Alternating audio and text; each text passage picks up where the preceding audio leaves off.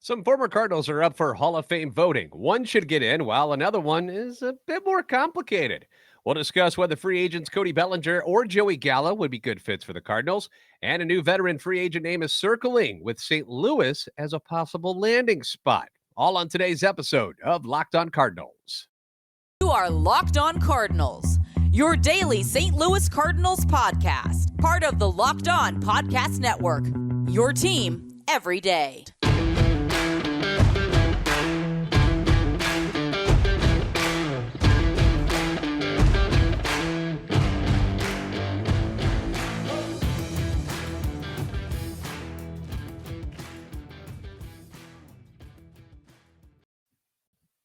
Hey there, Cardinals fans. I'm JD Hafford. I'm a national radio sports anchor, born and raised in the Lou and a lifetime Cardinals fan, and I am your host for Locked On Cardinals, part of the Locked On Podcast Network, covering your team every day. You can follow me on Twitter at JD Sports Radio. Follow the podcast at LO_Cardinals. I want to thank those of you who make Locked On Cardinals your first listen every day. We are free and available wherever you get podcasts. Subscribe on iTunes, Spotify, Google Podcasts, on YouTube. Make sure to like and subscribe and comment so you can interact with us. Hit the notification button so you know when new episodes are posted. This is a show serving Cardinal Nation and giving the best fans in baseball all of the info about the birds on the bat. The 2023 MLB Hall of Fame ballot was announced on Monday, and there were a couple of familiar names on the list that used to sport the Cardinals uniform. But before we get into those names, I do want to say happy birthday to Stan the Man Musial. I know he's no longer with us, but today was his birthday. So Hall of Famers, Cardinals, Stan the Man, top of the list right there. So a happy birthday to Stan the Man. So the names that are on the ballot this year that have just been announced. You've got third baseman Scott Rolen, pitcher John Lackey, infielder Jhonny Peralta, and outfielder Carlos Beltran. Now, Jason Stark did a piece for The Athletic today talking about the ballot and how it might be on the shoulders of Scott Rolen to get elected into the Hall, because if he doesn't, there might not be anybody elected this year. This is what Stark writes. With Barry Bonds, Roger Clemens, and Curt Schilling all expunged from this ballot, Rolen is the top returning vote getter. He reeled in 63.2% of the 394 votes cast a year ago, leaving him only 47 votes short of becoming the first third baseman elected to the Hall since Chipper Jones in 2018.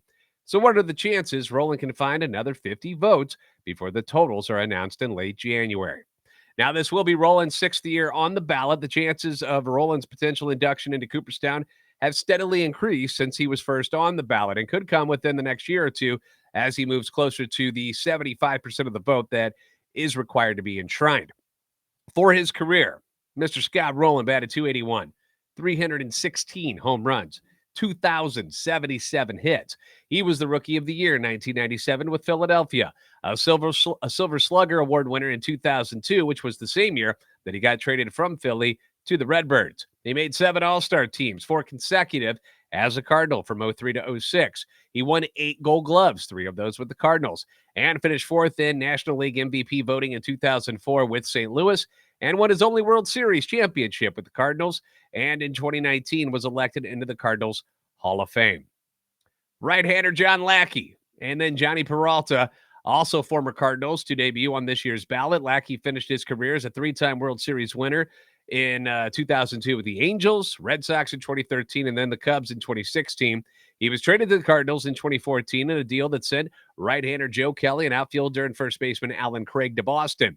In 2015, Lackey went 13-10 with a 2.77 ERA over 218 innings and finished 9th in the NL Cy Young voting with the Cardinals. We loved him as a Cardinal, but obviously he played a lot of years other places, so not like he's going to get in. You know, John Lackey's not getting in. Jhonny Peralta played his final 4 MLB seasons for St. Louis from 14 to 17 and made an All-Star appearance in 2015. Batted .267 for his career, hit 202 home runs, was an All-Star twice for Detroit. He was steady with the Cardinals, and I remember when they first signed him, and I was like, ugh, because he just doesn't look like an athlete. All right, Jhonny Peralta doesn't look like an athlete whatsoever. Yep.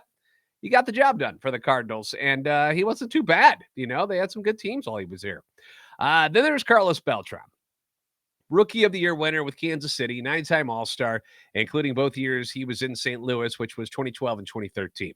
Over his 20-year career, he batted .279. He collected 2,725 hits, 435 home runs, stole 312 bases, and was notoriously absurd in the playoffs. Remember this? Like, he killed everybody. Didn't matter who he played for. 65 career playoff games. He hit 307, had 15 doubles, 16 home runs, 42 RBIs, and 45 runs scored. Again, in just 65 games, he did all of that damage.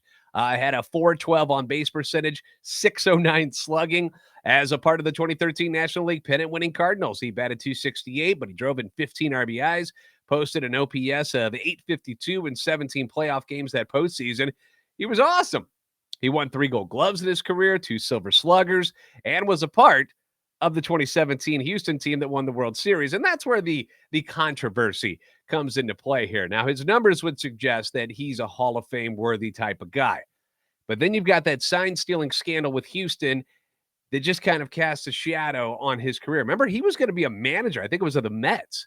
And they had to say, all right, never mind. You got busted for this. So tough. Sucks to be you. Beltran was said to be one of the ringleaders of that sign stealing operation in Houston that year, and his involvement could cause him to lose votes via the so-called character clause, as they call it. So what do you think? I want to know your opinion. Should Carlos Beltran be a Hall of Famer? Let me know in the comment section down below on the YouTube video. And if you say no, does that mean someone like Jose Altuve, who continues to build a Hall of Fame resume, will he be punished when he's done as well? Is this brand of cheating, the sign stealing, as bad as the PED guys like McGuire and Clemens and Sosa, Palmeiro? The list goes on and on and on and on, which weren't exactly banned at the time, but frowned upon. And when it came out that they used, none of them are in the Hall of Fame. Barry Bonds, not in the Hall of Fame. Greatest hitter I've ever seen, not in the Hall of Fame. Personally, I think he'll be punished for a while. And eventually he will probably get in, but it'll still be interesting to see how the voters react to Carlos Beltran this year. I do hope that Rolen gets to go in this year, one of the greatest third basemen I've ever seen play. Loves him with the Cardinals as part of the MV3 with Albert and Jimmy, and it sucked. I was not happy when they had to trade him to Toronto. The communication between he and La Russa had fallen apart, and it was just done. So they had to ship him for Troy Glaus, who had one good year with the Cardinals, and then he was done. It sucks seeing him go to Toronto and then seeing him come back and play against the Cardinals when he went to the Cincinnati Reds and had a couple of good seasons there as well. But Rolen definitely deserving.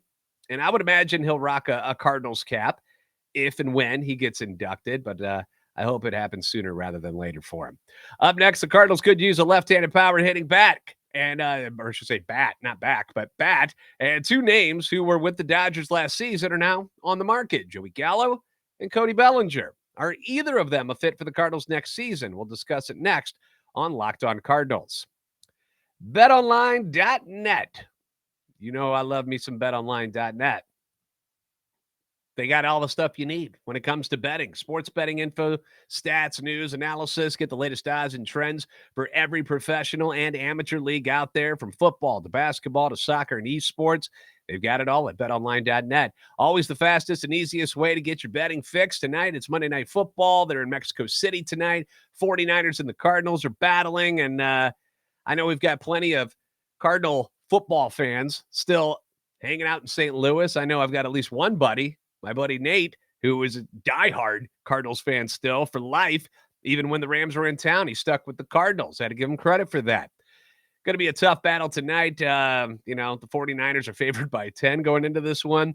CMC, Debo, Kittle, a lot of weapons for San Francisco, and pretty good defense.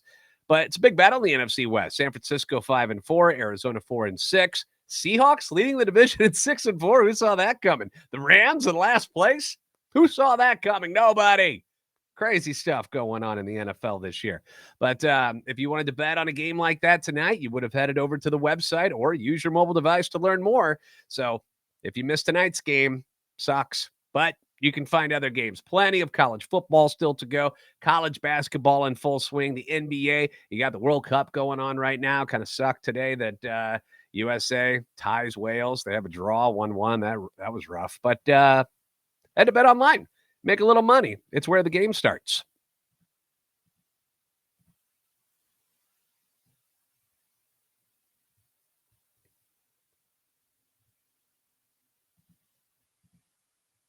Thanks for making Locked On Cardinals your first listen today. For your second listen, check out Locked On Sports Today. From the games that matter the most to the biggest stories in sports, go beyond the scoreboard and behind the scenes with local experts and insights that only Locked On can provide. Locked On Sports Today, available on this app, YouTube, and wherever you get your podcasts. All right, so it was big news over the weekend when the Dodgers decided they are going to non-tender the 2019 NL MVP Cody Bellinger, making him a free agent. The Dodgers would have had to pay the former Rookie of the Year and MVP between $18 and $20 million is what people thought it was going to end up costing them. And even for LA, who seemingly has an unlimited payroll, that was too much. And this is a situation that kind of reminded me of a great quote in the movie Moneyball, which is one of my favorite baseball movies because it's more about behind the scenes stuff, which I always dig. And in the movie, Billy is talking to David Justice in the batting cage. Walks up to him. They start discussing how David thinks he's special because of his salary. And Billy points out that I'm not paying you $7 million. The Yankees are paying half your salary. That's what the Yankees think of you. They're paying you $3.5 million to play against them. And Billy points out that I'm not paying you for the player you used to be. I'm paying you for the player that you are right now. And the player that Cody Bellinger is right now is certainly not worth $18 million a year. Now, the Dodgers president of baseball operations, Andrew Friedman, did say this about the non-tender situation. I wouldn't necessarily say that this is a closing of the chapter of Cody and the Dodgers. We still very much believe in the talent of Cody and his competitive makeup, and we have interest in a reunion. We'll continue talks with Cody and his group as he goes through this process on his end. His agent is Scott Boras, and we know how difficult Mr. Boras can be. Boras says that they've been offered multi-year deals already, but that he doesn't want that. So I can only assume, because he doesn't want the multi-year deals, that he wants to have like a one-year prove-it type of deal. He's 27 years old. Probably feels that if his client signs something after how he's been playing, that it won't be anywhere near what he could get if he has a bounce-back year, you know?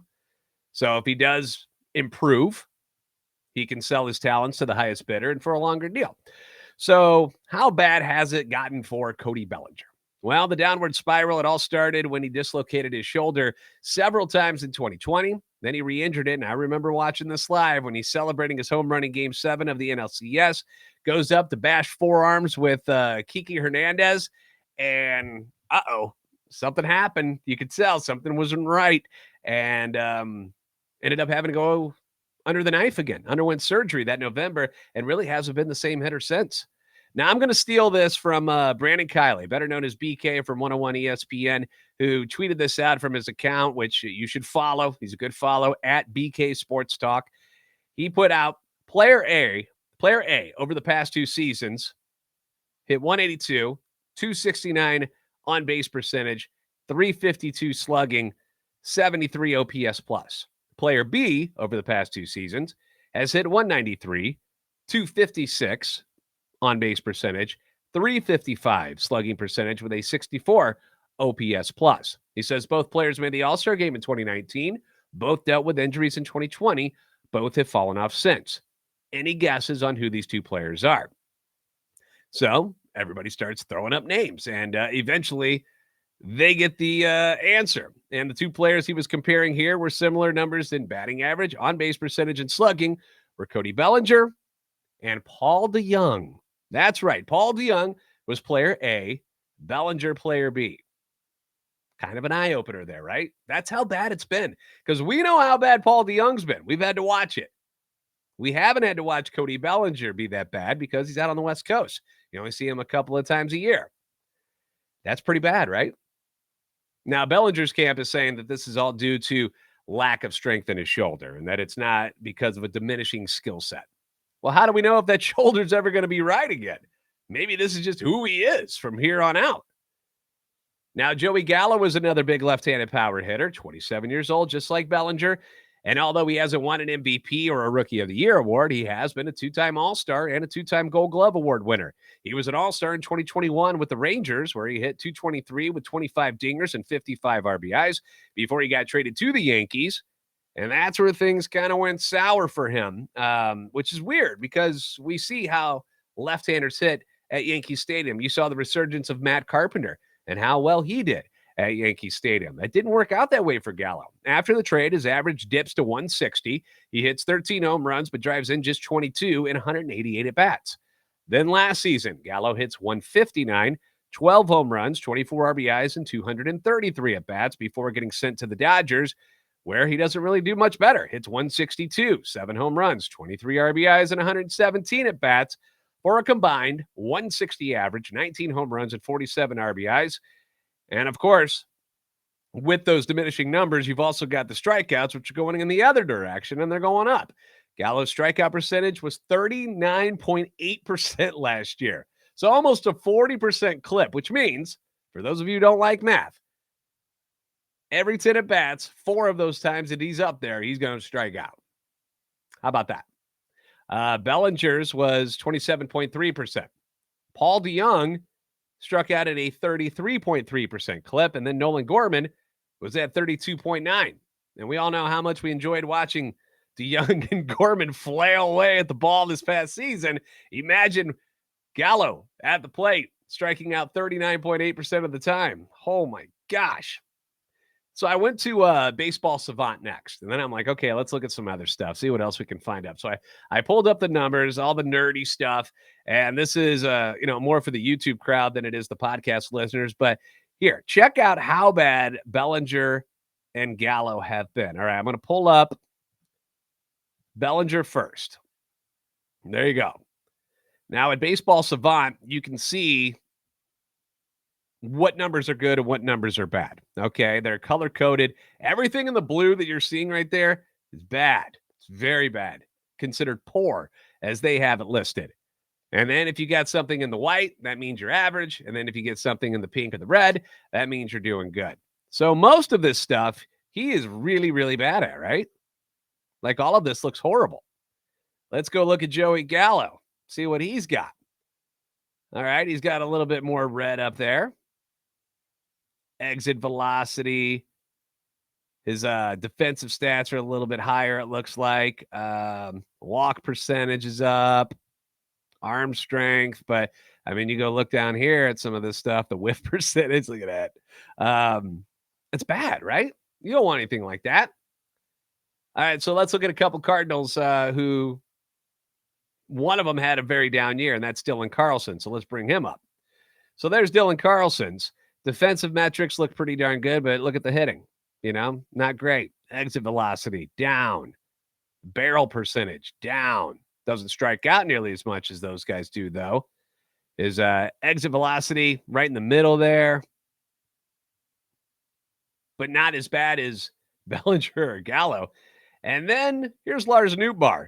And everything, I mean, everything except for like 3 categories is above average or great. All of it. Look at it. Look at all that red. That's fantastic. That's what you want to see. So you see these numbers and you're just like, what? Like, how are these guys so bad all of a sudden, right? Carlson had the down year, but you're not paying him the money that these other 2 guys will command. And Nootbaar blowing them all away with his metrics. So do I see Bellinger and Gallo as fits for this team next year? Hell no. Hell no. I don't see that. Again, think about who they are now and not what they were a couple of years ago. All right? Billy Beane style for Moneyball. Think about that. And I don't know what either one of them are going to make in 2023, but Gallo made $10.275 million last year. Bellinger made $17 million. Neither, at least in my opinion, deserves anywhere near that kind of money, but I'm sure that some team will think of it as like a lottery ticket. You give them $10 million for 1 year. And if they stink, it's over. We move on. But I just don't see the Cardinals doing that. I really, really don't see that happening. But there is a new name that has popped up as a possible fit for the team, though. I'll tell you who that is next here on Locked On Cardinals. Now, if you've thought about securing your home with home security, but have been putting it off, you'll want to listen up because right now, Locked On Cardinals listeners can order the #1 rated SimpliSafe home security system for 50% off. This is their biggest offer of the year, and you don't want to miss out because the holiday season is here, and we know that burglaries and package thefts, they all go up. So time to take care of you and your family. SimpliSafe named the best home security system of 2022 by U.S. News and World Report for a third year in a row. SimpliSafe is whole home security. Advanced sensors for every room, window, and door, HD security cameras for inside and out, smarter ways to detect motion and alert you when a threat is real. They've got hazard sensors, so when it comes to fires and floods and other threats to your home, you'll get notified about that too. It only costs less than $1 a day. It's not expensive, less than half the price of ADT's traditional professionally installed system. And the top-rated SimpliSafe app comes along with it, and you can stay in complete control of your system anytime, anywhere. You can arm, you can disarm, unlock for a guest, access your cameras, adjust system settings. You can do that all from the SimpliSafe app. So don't miss your chance to save big on the only security system that we recommend. Get 50% off any new SimpliSafe system at simplisafe.com/lockedonmlb today. It's their biggest discount of the year. Don't wait. simplisafe.com/lockedonmlb. There's no safe like SimpliSafe.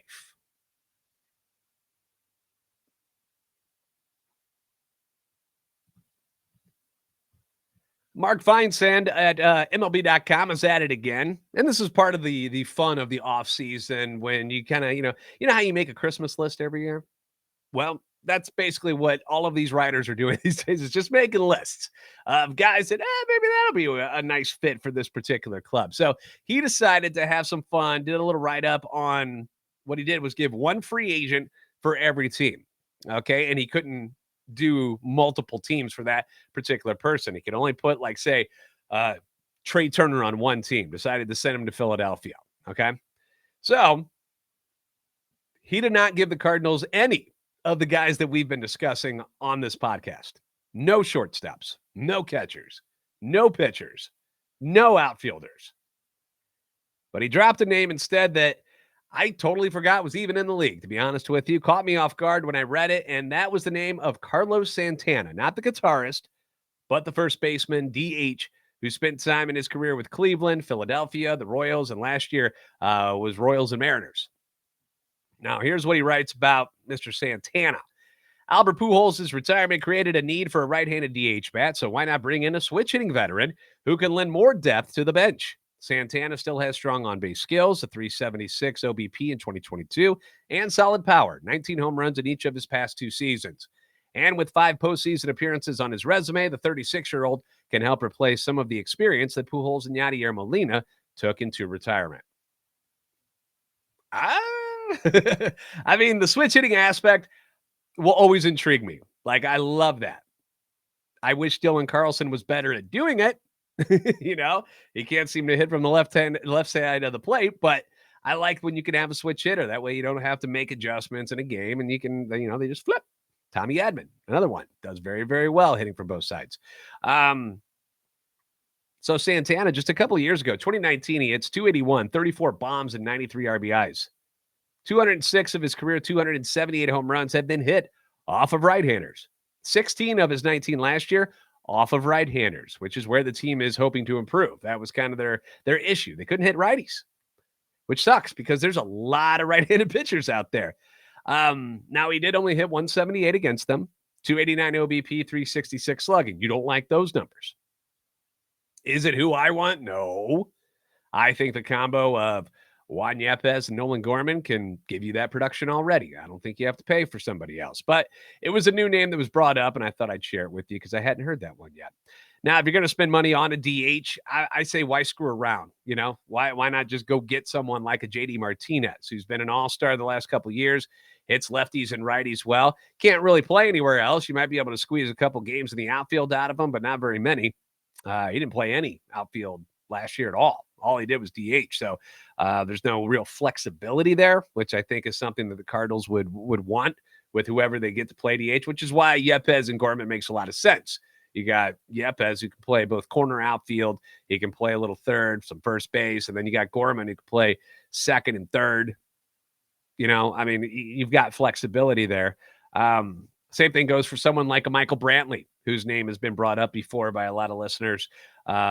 hits righties well, good left-handed stick, had shoulder surgery. The injuries bother me a little bit about Michael Brantley. I'm concerned there because, he's mid-30s as well. Didn't play much last year because of his shoulder, but when healthy, good stick from the left-handed side. It's just he can't do anything else, really. Can't really play any other positions for you. But I don't know. That's kind of the latest. No earth-shattering news so far today, but you never know. Things might shake up here real soon after Thanksgiving. Who knows? Thanks for making Locked On Cardinals your first listen today. For your next listen, check out the Locked On Sports Today podcast, the biggest stories of the day, plus instant reactions, big game recaps, and the take of the day, available on the Odyssey app, YouTube, and wherever you get your podcasts. As always, be sure to like and subscribe on YouTube. Follow on Twitter at @LO_Cardinals and at JD Sports Radio. You're the best fans of baseball for a reason, and I'll see you next time on Locked On.